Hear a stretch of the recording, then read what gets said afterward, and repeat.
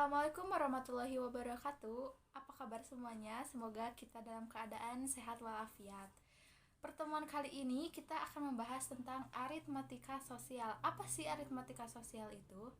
Pernah tidak kalian ikut ibu ke pasar untuk berbelanja? Atau memperhatikan berat dari sebuah produk di dalam kemasannya? Atau bisa juga kalian pernah tidak menabung ke bank? Dari 3 kegiatan tersebut merupakan kegiatan aritmatika sosial. Pada kesempatan ini, kita akan mempelajari aritmatika sosial dengan bantuan aplikasi atau web bernama Wolfram Alpha.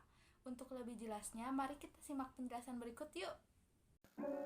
Aritmatika sosial adalah salah satu cabang ilmu matematika yang berhubungan dengan perhitungan keuangan. Nah, yang pertama ada nilai keseluruhan.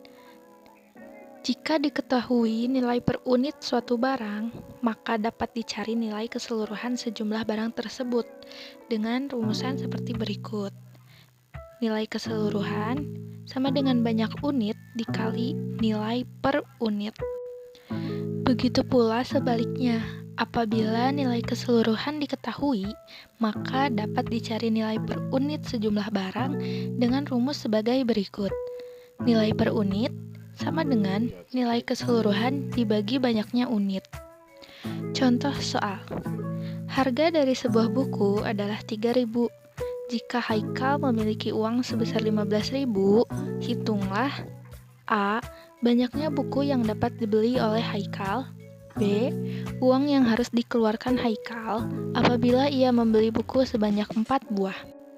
Untuk menjawab permasalahan yang pertama, yaitu banyak buku yang dapat dibeli oleh Haikal, dapat kita peroleh dengan menggunakan rumus, yaitu banyaknya buku tulis sama dengan uang yang dimiliki Haikal dibagi dengan harga dari sebuah buku, yaitu 15.000 dibagi 3.000 sama dengan 5. Jadi, banyak buku yang dapat dibeli Haikal dengan uang yang dia miliki adalah sebanyak 5 buah.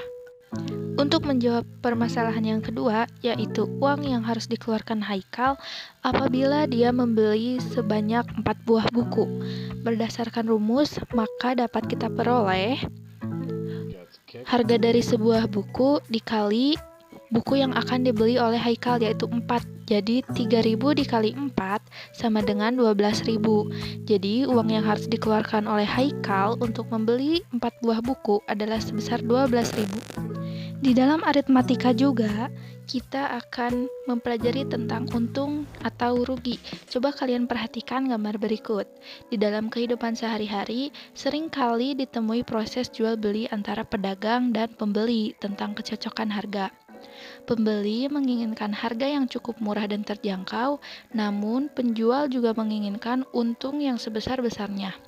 Besarnya dari sebuah keuntungan atau kerugian biasanya dinyatakan dalam bentuk nominal atau persentase. Dalam pembahasan ini kita akan membahas mengenai untung dan rugi. Persentase dari sebuah keuntungan dapat dihitung dengan rumus sebagai berikut. PU sama dengan HJ dikurangi HB dibagi HB dikali 100%.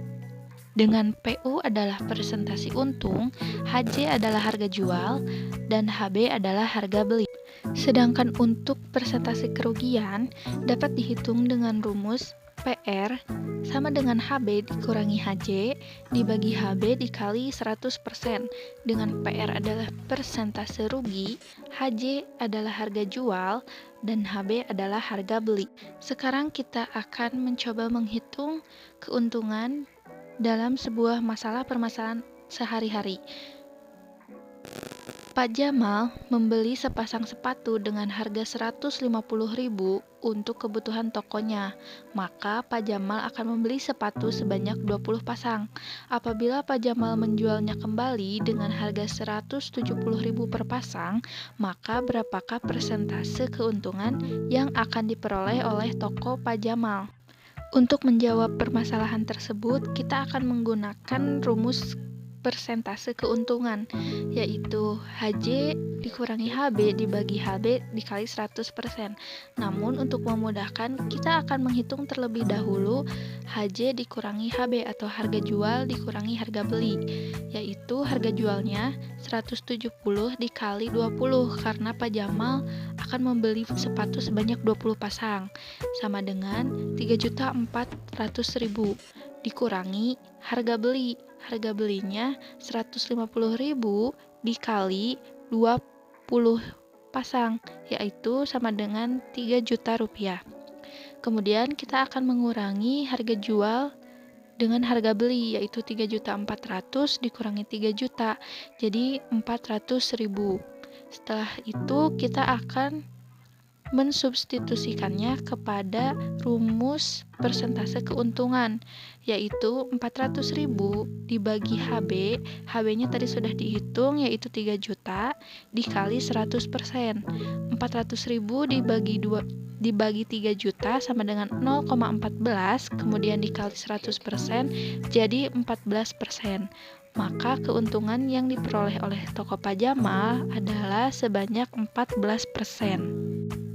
Apa sih yang terlintas dalam benak kalian saat melihat kedua gambar tersebut? Adakah kalian menemukan istilah bruto, neto, dan tara saat memperhatikan kemasan dari sebuah produk?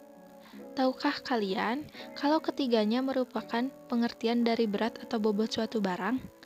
Untuk lebih lengkapnya, kita akan kupas lebih jauh lagi. Yang pertama ada bruto. Bruto adalah berat kotor, yaitu berat dari suatu barang beserta dengan tempatnya, jadi isi dan bungkusnya. Yang kedua ada neto, adalah berat bersih, yaitu berat suatu barang setelah dikurangi dengan tempatnya. Dan yang ketiga ada tara, yaitu potongan dari berat, yaitu berat tempat dari suatu barang. Untuk lebih memudahkan, bruto adalah berat isi dan bungkus, neto adalah berat isi tanpa bungkus, dan tara adalah berat bungkusnya saja. Sampai sini apakah paham? Kalau sudah paham, mari kita lanjutkan. Berikut adalah rumus hubungan antara bruto, neto, dan tara. Bruto sama dengan neto ditambah tara. Kemudian neto sama dengan bruto dikurangi tara. Tara sama dengan persen tara dikali bruto atau persen tara dibagi 100 dikali 100%.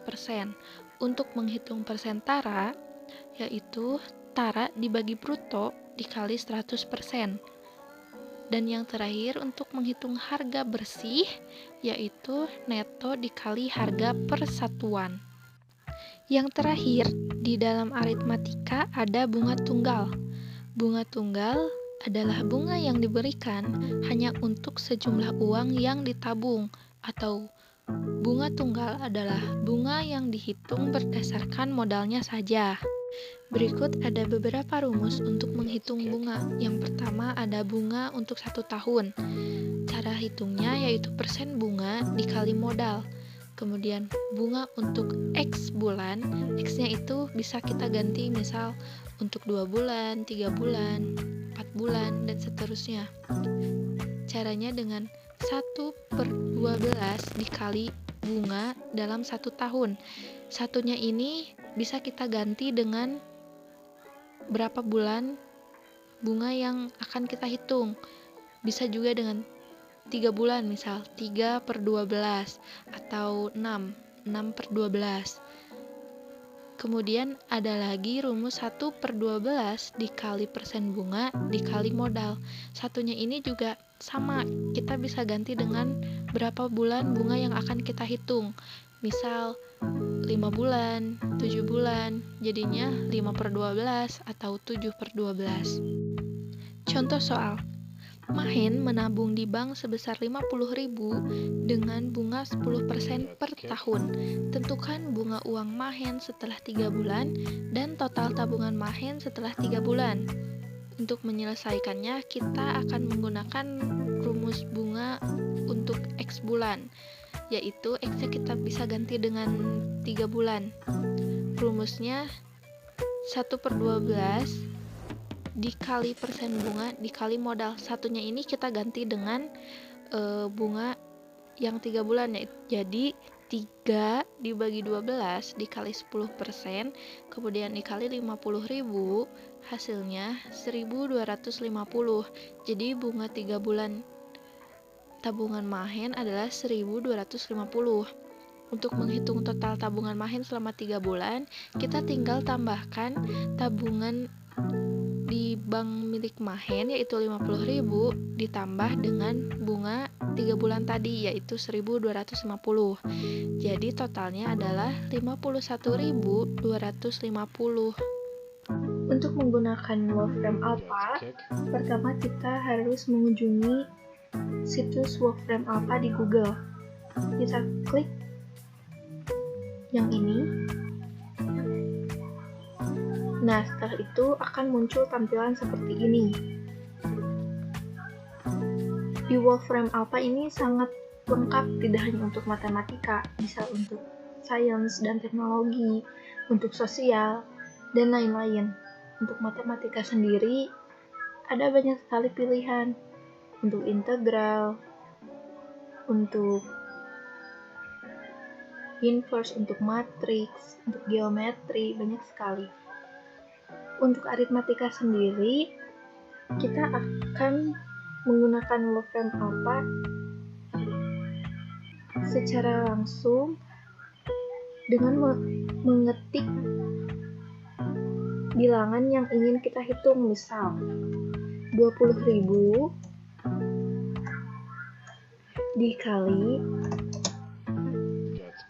2. Kemudian kita klik icon sama dengan. Nah, setelah itu akan muncul tampilan seperti ini. Untuk bilangan yang tadi kita hitung akan muncul hasilnya. 20.000 dikali 2 sama dengan 40.000. Ada number lainnya juga. Ada penyebutan dalam bahasa Inggrisnya juga.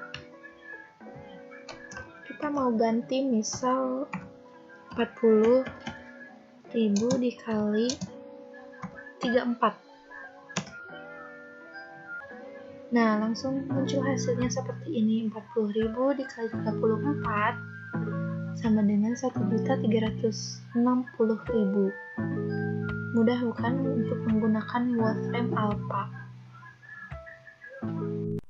Nah, setelah menyimak penjelasan barusan, ternyata ada banyak sekali kegiatan sehari-hari yang ada kaitannya dengan matematika. Aplikasi Wolfram Alpha juga ternyata sangat mudah sekali digunakan dan sangat membantu ya. Sayangnya untuk pertemuan kali ini kita harus diakhiri sampai sini. Mohon maaf apabila ada kesalahan. Semoga apa yang sudah kita pelajari akan bermanfaat untuk kehidupan sehari-hari. Saya akhiri dengan ucapan terima kasih. Wassalamualaikum warahmatullahi wabarakatuh.